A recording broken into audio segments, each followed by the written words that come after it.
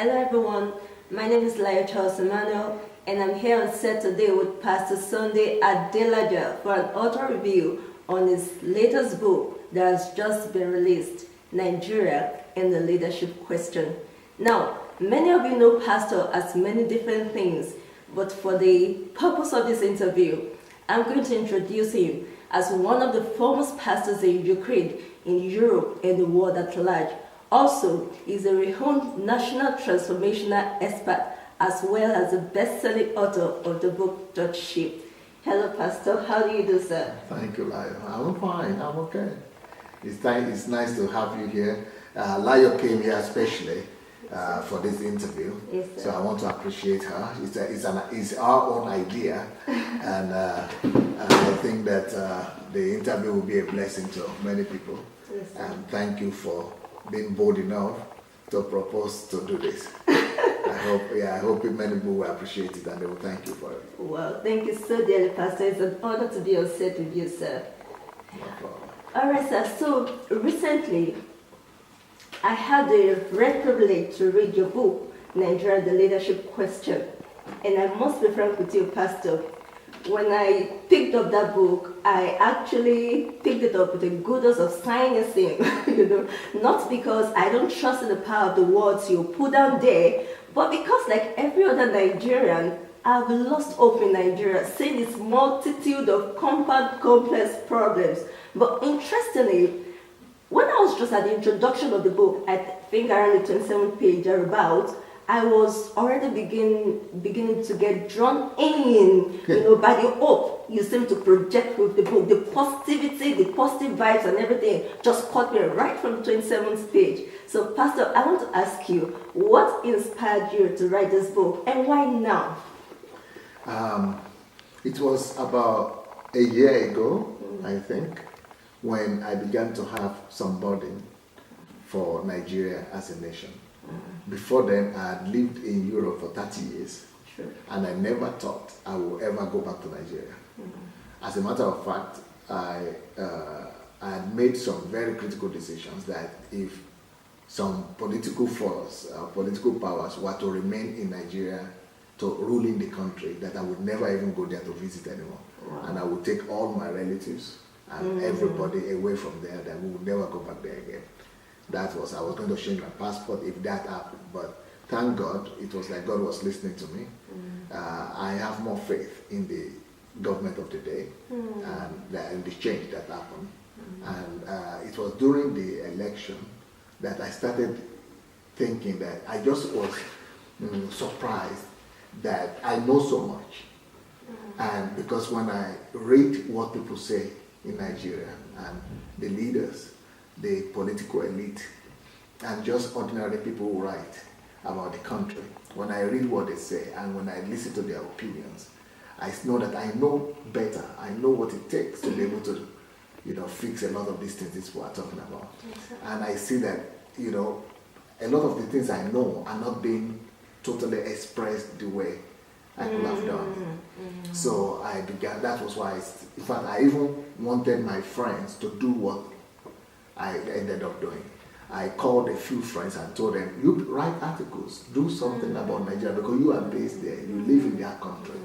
So won't you consider to, write the position of Christians, positions of, then I discovered that all of the people I was calling, most of them were against my opinion actually. Most of them were for the previous government. And so they were, most Christians really. And so it was just the opposite. No one was ready to do what I was asking them to do. So then I had to do it. I had to remember my profession and my training as a journalist. Wow. So I started first by writing articles. Wow. So and unfortunately, some of those articles were political. So I started writing about the coming election in Nigeria because that was the quest and the need of the day. But after writing all those articles, many people started telling me that why don't you put them in books? Why don't you put them in books? But this book is not a result of that. It's not what I wrote about in the articles. But I just decided that I would start with not the articles, or not putting the article just once into a book, but I will try to address the most critical question, as Nigerians say, the leadership question of the land. That's what, since I was a child, everybody always talk about leadership as the biggest problem of Nigeria. So I decided to share my own opinion about it. So that's why I decided to write this book, because I know that we are mistaken. The whole country is mistaken by saying our problem is just in leadership. But I know that Nigeria's problem is not in leadership. Leadership is secondary. But leadership is also one of our main problems, but not the main problem. We have a problem that is greater than that. But it will be difficult for people to believe that until they read this book. Yes, sir, very true. And so, Pastor, thank you so very much. And I understand now. But then you said you started writing articles, and I remember then, Pastor, how were you able to gather the boldness and the courage to delve into Nigeria's politics, even though it was just articles? Yes, many people were actually writing me and say, Pastor, don't dabble into Nigerian politics, leave politics alone, because that is the way it is accepted in our society. Yes, that is the way people see it. And they say, oh, don't spoil your name. You're pastor. Yeah, pastor, stay in the pulpit, mind your business. Politics is going to spoil. You don't know Nigeria, don't spoil your reputation. Yes, sir. But they don't know that if I begin to do like them, staying away from politics, I will just be like all other ministers they already have. So then I will not be bringing anything new. I will just be like all of them. And if you keep on doing the same thing you have always done, you will always have the same results. So nothing will change in Nigeria once we hold on to that, because we have done that all these years and nothing has changed. So if you want to change Nigeria, somebody has to stand out and come out of that stereotype. And maybe we have to begin to rather get pastors and every Christian to politics. Let's do that at least for 20 years and see what will happen. At least we have done the other one for 50 years and nothing has happened. So I know what I'm doing, and I know that this thing I'm doing is not wrong, and that I am a voice of God in every sphere of life, not just in politics, but in every sphere of life. I am a representative of God. I am a servant of God. And as a servant, I must represent Him everywhere He needs to be. Since God is the creator of everything, including politics, God cannot be excluded from everything He created or from anything He created. And if He is the one who created it, and I am His voice there, I'm His hand, I'm His representative on the earth, I'm His servant on the earth, I must go represent Him everywhere He needs to be. If politics is dirty, somebody needs to clean it up. And the only way to clean it up is by going there. And who can better clean it up but God? And God will not go there by sending angels. He will send somebody. I am a man. I am a servant. I must go to represent Him where He deserves to be. So viewers, that's Pastor Sandei Adelaja for you. He talks with so much convictions, and you cannot just but get, caught up by his words. Okay, so Pastor, why did you choose the title Nigeria in a Leadership Question? Why that title? Because it is like an epidemic in Nigeria. Leadership is our problem. Oh, we don't have any problem. Nigeria has everything. We are a great country, if not for leadership. That's what everybody has been saying.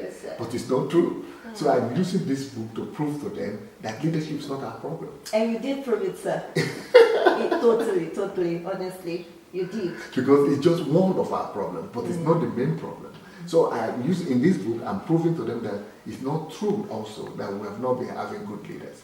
It's not true that we never had good leaders. I proved there that we had good leaders. There were good leaders that their terms in office were truncated, but there were also good leaders that were not sustained. That legacies were not sustained. So, but there were good leaders in the country. And people will say, oh, we never had good leaders apart from Mauritania. No, we've had great leaders. Read this book, you'll find them out. And also, but even when we have good leaders, we still have the same problem we're having now. Even when after they left, we still have the same problem. Even before that, we still had problems. Before the good leaders came, we had problems. During the bad leaders, we had problems. During civilian leaders, we had problems. During military leaders, we had problems. For 50 years, we will always have problems. So maybe we should reconsider our line of thinking that only leadership is our problem. And that leadership is our main problem. So that is at the core of every Nigerian's belief system. The paradigm of every Nigerian is that leadership is our problem. There is no Nigerian under the surface of the earth that doesn't know that phrase. Like leadership is our problem. Yes, sir. And that is why I'm starting with that. Thank you so much, Pastor. All right, so another question I have for you, sir. There's a widespread notion, of course, we just addressed that leadership is our biggest problem in Nigeria. But you did state in this book that leadership is not the biggest problem, it's one of the problems, but you said the biggest problem is our value system and beliefs. We have warped and warped value systems. All right, so you also say that until we change the value system of the populace and the masses, we would always have bad leaders and corrupt politicians. I remember you described it in this book, like you said, Nigeria is like having a pot that is corrupt, a pot that is filthy, and a pot that is dirty. You said anything that comes out of that pot will definitely be filthy, corrupt, and dirty. So why are we shouting on our leaders and saying they are bad and everything? Because that's the way the environment is. So my question is, how can we go about changing the value system of the populace and the masses? We all grew up in this decadence, we grew up in the midst of this corruption. So how do we suddenly change our value system overnight? Or do we have to wait for a leader like Lee Kuan Yew of Singapore? Or do we just take it upon ourselves and say we are changing? How do we change our value system, sir? Okay. I'm going to write another book on value systems. I'm going to write another book called National Greatness. Wow. What makes nations great? Wow. Because nations are not great by the virtue of their by the virtue of their wealth, by the virtue of their wealth, right? Yes, nations are not great by the virtue of their wealth, but they are great by the greatness of their virtues. You know, by the virtue of their greatness, of their virtues, of their. They are not great by the virtue of their wealth, by the wealth of their virtues. That's what I said in the book. And I'm going to write a whole book on that. That nations are not great by the virtue of their wealth, but by the wealth of their virtues. So nations are not great by the virtues of their wealth or their potential or their mineral resources, but they are great by the wealth of their virtues.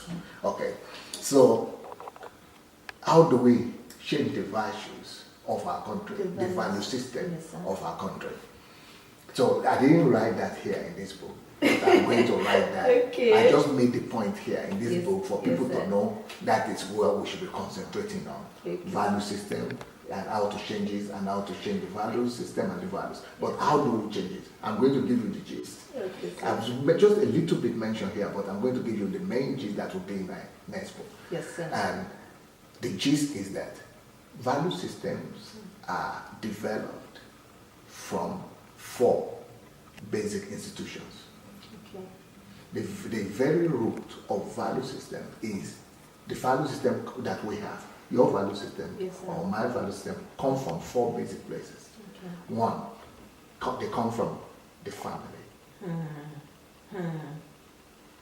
Your value systems were imparted to you, inculcated into you from your childhood, from where you were a child, from your family. That's one place where value system come from. 2, where value system come from. Value system come from the pulpit of the land. Pulpit from church or mosque. Pulpit. It could be from church or from church pulpit or mosque pulpit. Comes from the religion.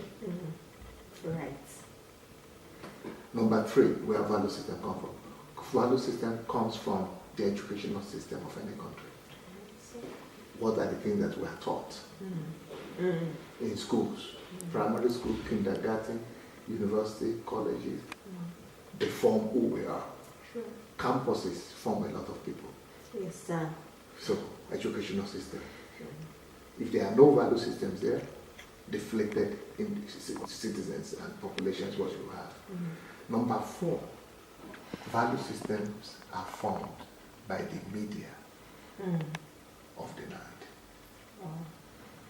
Those are the main four main institutions where value system come from.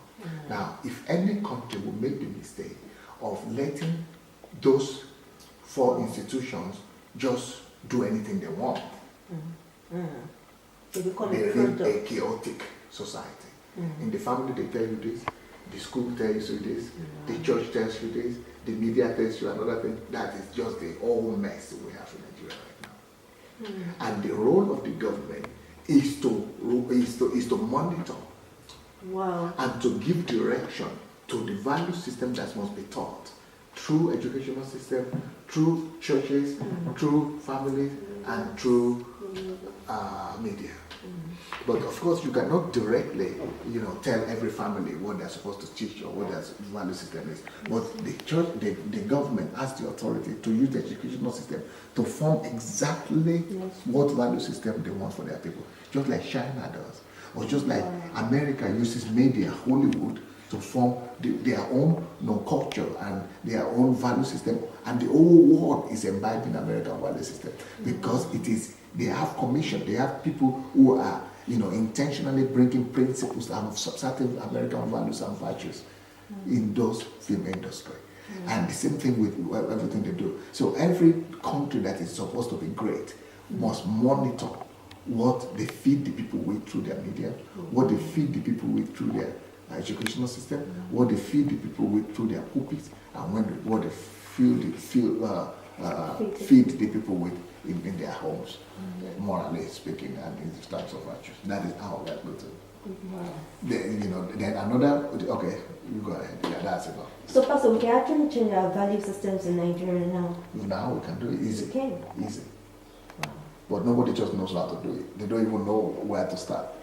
That's why I'm going. I know exactly what to do. It's actually looking awesome big today. That's why I'm asking. Yeah, okay. Okay, thank you so very much, Pastor. All right, some people have said that the best form of government for Nigeria is militarism. Some have said it's communism. Some protagonists even advocate the idea they call mini democracy. This is the first time I'm coming across that word, mini democracy. I don't know. All right, so Pastor, why do you maintain that democracy is the best form of government for Nigeria, even though you cited that there are other nations where communism is being practiced, for example, and they are prosperous? Yes. Yeah, communism, democracy, there is no doubt. Through history, we have seen communism, even though they are more prosperous than Nigeria, people who lived in communism in Russia, for example, or Ukraine here, or Cuba, or other places. But that doesn't mean that it's still the best. If you look at other countries like that have practiced democracy for long, like United States, England, Western Europe, and things like that, you see that democracy has proven itself as the best. But we must only use it considering the peculiarities of Nigeria. But when I also talk about democracy, I'm talking about the power of the people.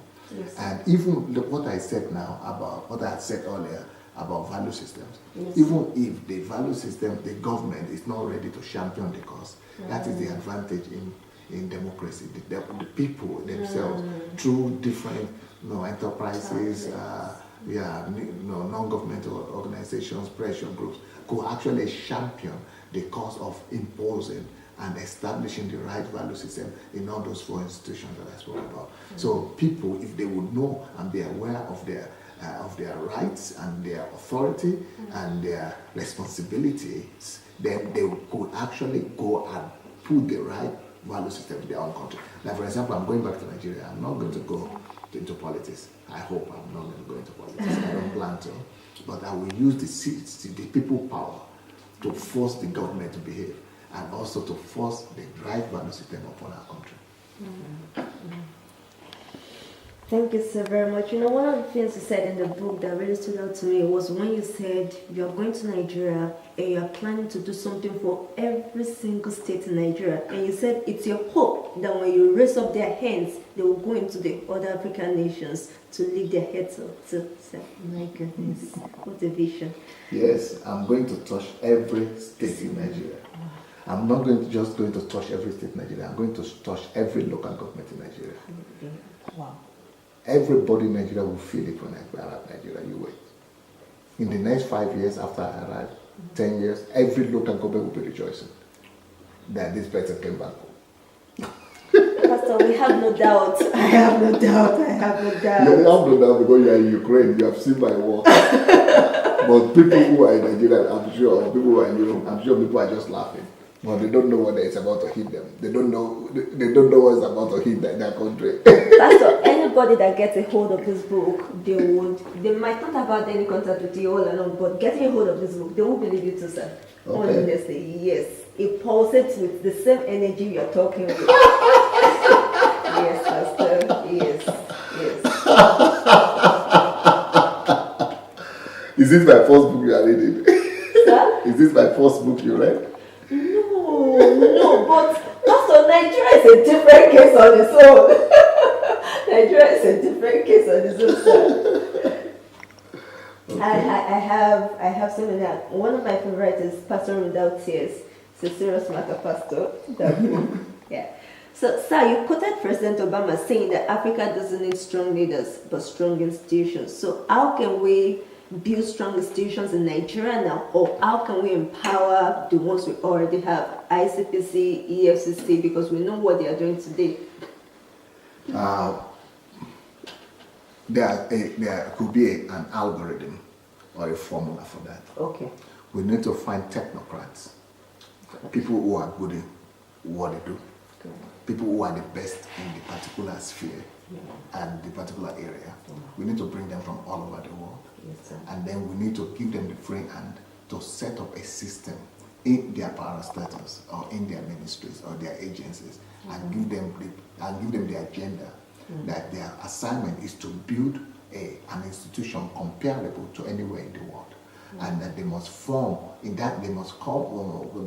build a whole system that will be self-sustaining and have due process in all those institutions, and that if they don't give them a time frame, if they don't finish doing it, and then we set up an international monetary organization that is supposed to monitor their work.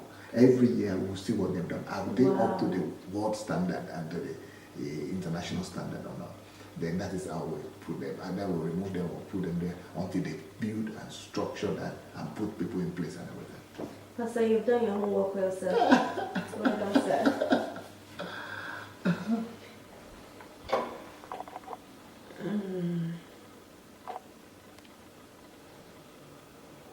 All right, sir. I want to read a paragraph that stood out to me.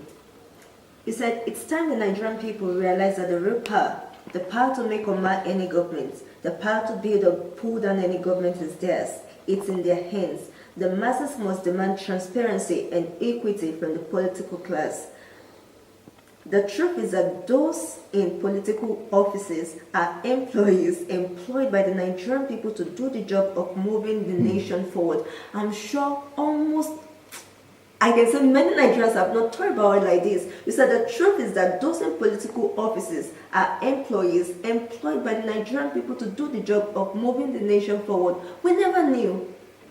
So the question, Pastor, is how can the masses demand transparency and equity from the political class since we employ them and put them there to do a good job? That is the work of non-governmental organizations. Okay. And that is the work of active citizenship. Okay. We must get the citizens to know that first of all, we must enlighten them. Okay. We must put it out there in the world and make every citizen to know that government workers and officials and even politicians are their servants and their slaves. Yes, sir. And we must demand that from them, that we put them there. And if they are not going to behave the way we want, we are not the ones worshiping them. The way it is now in Nigeria is that citizens are the ones worshiping political leaders, whereas they are our servants. The word minister means servant. Minister means servant. And when you say prime minister, it means the head, the chief servant. The higher they go, the more slave they become. That's where it's supposed to be. But in our own place, now the politicians are a class on its own, a privileged class on their own. Yes, we need to change that. And if we can only change that by our own awareness. So we bring, first of all, awareness to people. Secondly, we make people to form pressure groups that are going to be monitoring what politicians do. And we are supposed to be using modern technology, cameras, photographs, and and be shooting them and tell everybody to report. And we'll be doing public debates. And we'll be doing Times Square meetings where we are bringing issues out of what people are not doing that are supposed to be doing it. And then we'll be coming to the television every day to expose politicians who are not doing their job. Either people will either go to politics to perform, or they'll be running away from it. Yes, sir. They cannot kill all of us. Yes. Wow. Thank you so much, Pastor. Thank you. Another thing is this, you said that the declaration of righteousness, okay, before we get to this, I thought we were actually practicing democracy in Nigeria, but when I read this book, what we have is maybe a form of democracy, but it's not. Honestly, sir, I that's why I said to myself, but I thought we were practicing democracy, but you revealed that it's not democracy we are practicing. In fact, it's far from it. So you said that the declaration that righteousness exalts a nation but sins a reproach to any people carries in it a profound truth that you believe any nation seeking exhortation should consider diligently. Pastor, our society has been badly traumatized by the wickedness and everything. So how can we bring God back into the affairs of our nation? How can we uphold righteousness in Nigeria? First of all, we need to change the messages that come out of our pulpits. We need to stop telling people, for people to know that, telling people that church is just a way of them making a better living for themselves, or improving their own standard of living, or getting miracles. We need to return the church to a place whereby we know that church is first of all a place where they form your character, where they form your personality, and where you become who God wants you to be, where you become the image and likeness of God. So if we could change the messages that are coming from the pulpit, then, because 40% of Nigerians are going to church, are sitting in one church or the other every day, at least every week. So, and then the same thing with the mosque. If we could change the messages coming from the church and from our mosque, then because we are a subtotal of the information we hear, and we imbibe in ourselves. So if we change the information that is coming in, that people are feeding themselves in, we change the whole country. But sir, that's a hard nut to crack. How do we thank God for social media, and thank God for book, and for television, and thank God for just in the social networks and just information. The most important thing is to be able to get information out. Okay. And we'll be able to do that. All right, sir. Okay, so when I first saw the title of the book, I thought it was for political leaders and those in the corridors of power. So, Pastor, please do tell us, who is the book for? Nigeria and the leadership question is for everybody. The core of this message is that Nigerian problem is not just about leadership. And if it's even we are going to talk about leadership, we are not going to talk about political leaders and the top echelon of political power. Everybody could be a leader. Every Nigerian should take the leadership responsibility for his own country to change what he doesn't like, to change the value system in the area or sphere of life he doesn't like. Thank you so much, sir. Okay, sir, just before we round up, why do you think this book is important to Nigeria and our citizens? I think because it will wake Nigerians up to believe in Nigeria and to believe in themselves and to believe that Nigeria could be great again. If we all do what we need to do, Nigeria will be great again, and Nigeria is going to be great again, even if nobody else will do it. There are some people whose names I raised there as an example. Yes, and many others. Yes. So all those people, there are more people who are getting this awareness that it is us, it is we who take the power, who have the power to change Nigeria, not the government. Forget about government. We are going to arise, and I'm going to join them soon. And when I get there, anybody like it or not, Nigeria is going to change for the better. Thank you so much, Pastor. Okay, over the past years, we have had several authors write about Nigeria. Chinua Achebe wrote The Trouble About Nigeria. Stephen Wright wrote on Nigeria's struggle and Nigeria's struggle for stability and status. Karl Mayer wrote This House is Falling, Midnight in Nigeria. What makes Nigeria in the leadership question different from all these other books? Some of those books are always talking about the problems. Yes, sir. But not too many of them proffer solution. Yes, sir. And that's why this one is about profiling. Actually, the real name of the book is Profiling Solution to Nigeria's Leadership Problem. Yes, sir.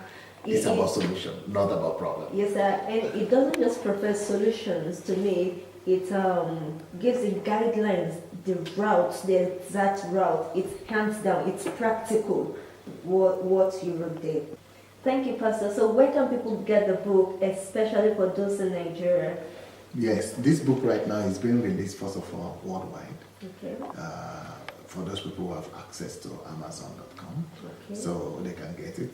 But for those in Nigeria, you need to wait for another 1 month because I'm going to print them here, this book here, Okay. and ship to Nigeria just to guarantee the quality. Yes, sir. And then it's going to be in distribution throughout Nigeria, in bookstores and with sellers, you know, and everywhere over there. And then we're also going to try to do it maybe within this month, maybe next week, or you know, in a few days to put it on Nigerian platform websites, maybe like hunger.com. Yes, Okay. and other websites that are there. So you know, so that might be possible for Nigerians to use to buy it as well. All right, thank you very much, Pastor.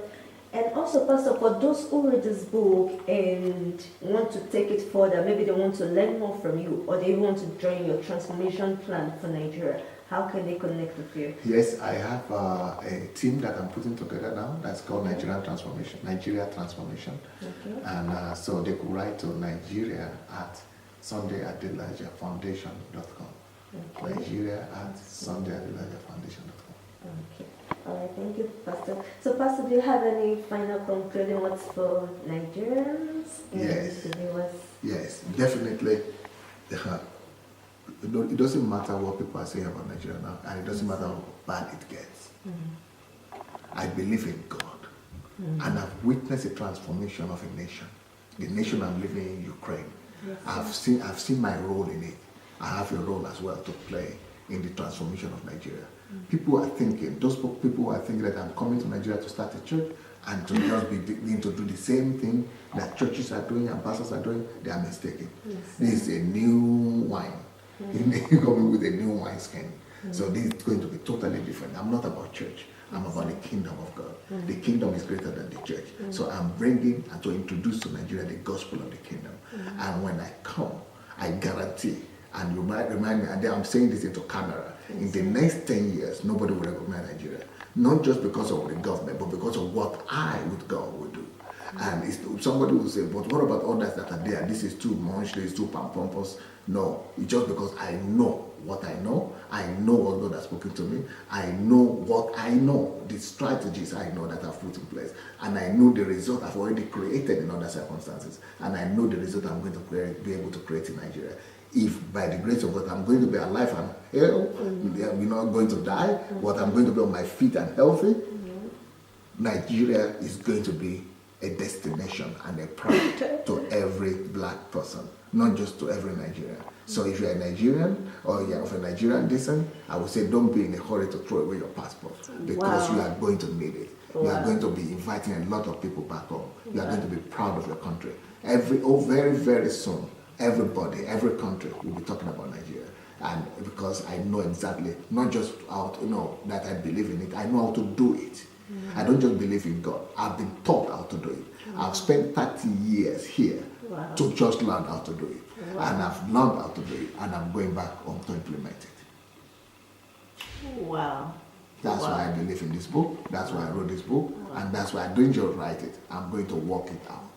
And I'm taking 200 people from here to go with me. 200 Europeans leaving their families, living their lifestyle, uprooting themselves from Europe to go to build my country, just like I've done, building their own country. And I'm going to have 2,000 people from all over the world, from Australia, from America, from Canada, from England, from Japan, from Scandinavia, from Germany, from France, from Latin America, everywhere. People are going to go with me to build that country. So I don't doubt that Nigeria's brightest days are just ahead of her right now. Wow. There you have it, viewers. An exclusive one-on-one interview with Pastor Sandei Adelaja of the God Embassy Church in Ukraine right there. It's been so explosive. I'm sure you agree with me. So make sure you get a copy of this book for yourself today. Don't just get for yourself. Get for your friends. Get for your family members. Wives, get for your husband. Husbands, get for your wives. And parents, get for every one of your children who is of a reading age. I absolutely believe that this book should be in the hands of every Nigerian child who can read. This is the transformation we need in our nation. This is the revolutionary tool we need in the country. I believe in the power of the words that are written therein, and I'm sure you've heard for yourself. The truths are in gold, the truths are golden, the wisdom is ingenious, and the principles are invaluable. Thank you so very much for joining us today. Until I come your way again, bye for now.